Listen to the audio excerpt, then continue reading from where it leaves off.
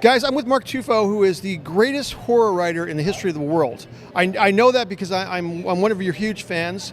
I've listened to 104 hours of Zombie Fallout. And I appreciate the hell out of that. I got to ask you a question. When Zombie Fallout started, and then you end up selling close to 1 million copies self-published, at what point does that sink in, what you've done? It still hasn't. I was about Zombie Fallout 4 where it started to take off, and it was just very surreal. I didn't grow up thinking I was going to be a writer, and I only wrote because I was laid off and I was stressed out, and I was just writing for myself to kind of get rid of some of that stress. And then nobody was buying the books. I was into Zombie Fallout 1 and 2, and I got to about 3, and people started buying it, and I was like, whoa.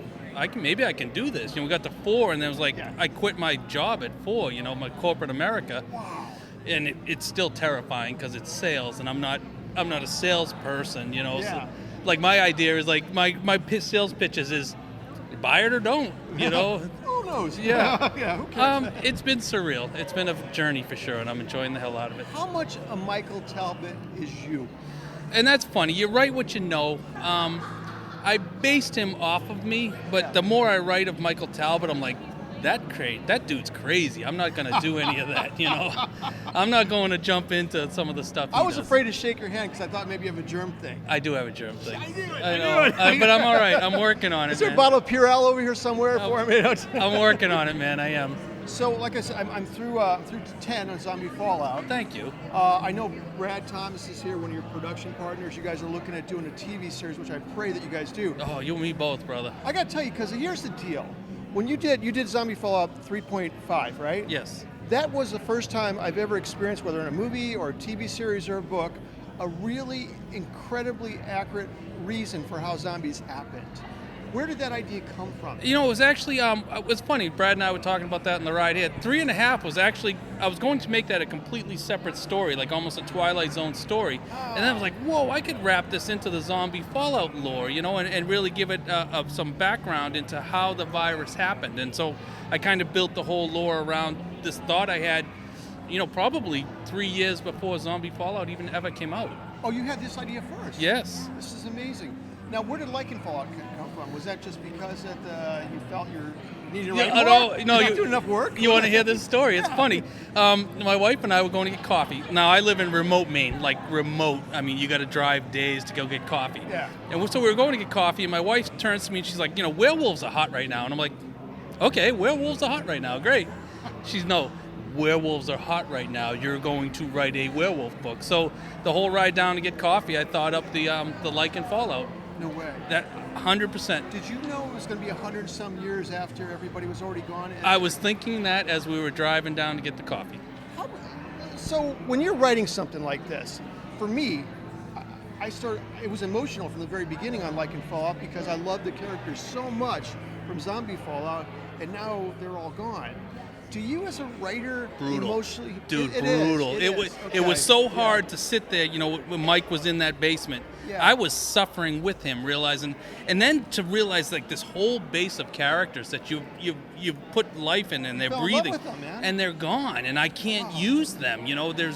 It was tough, and then I had to kind of start creating more characters to fall in love with, hopefully, and so that's where that's at. Yeah. So when am I going to find out where John the Tripper came from? I'm going to write a John the Tripper story. Are you really? Yes. I got the whole book all planned out. I'm just trying to find the time. And what's funny about John is he was going to be a disposable character. I tried to kill him when I first introduced him. Like 3 times in that book, I was going to just off him. And I kept him because he was just too much fun. Did you start falling in love with the guy too as you're writing? Yes. As you're writing this, do you start really getting close to your characters? Then you do, don't you? Yeah, it's so hard. I mean, I can't do a George R.R. Martin thing and just wiping people out. I can't. Yeah. It's so difficult. Well, now this is hard because this is from the writer himself. Why your books are different than any other zombie genre out there. They're zombie, but they're different. Can you put a thumb or a finger on it and tell me why they're different? Well, I focus more on the human aspect, I think, is part of it. And then there's a humor element in the books, too. So I think what happens is, there's horror. So you come way up here horror-wise, and then I get you laughing, and then so when the horror comes back, you have to climb that much higher, and it's more intense. So I think that's my niche. Whether I tried to do that on purpose or not. I'll tell you what, it was. I've never enjoyed a series of books so much in my life, Mark. You've really just created something that's incredible, and I can't wait to become a TV series. I want to help with that. I want to help make that happen. I've been talking to Brad about this. I think that what you're doing is the biggest game changer, because you can take this into Zombie Fall. There's so many places, and I didn't even read, or I say read. I listened to him on audio. Oh, no worries. Because what's his name? Sean's incredible. I've met the guy. Right? He's hilarious. Yeah, he's great. I mean, his characters are so good. So I'm looking forward to Indian Hills.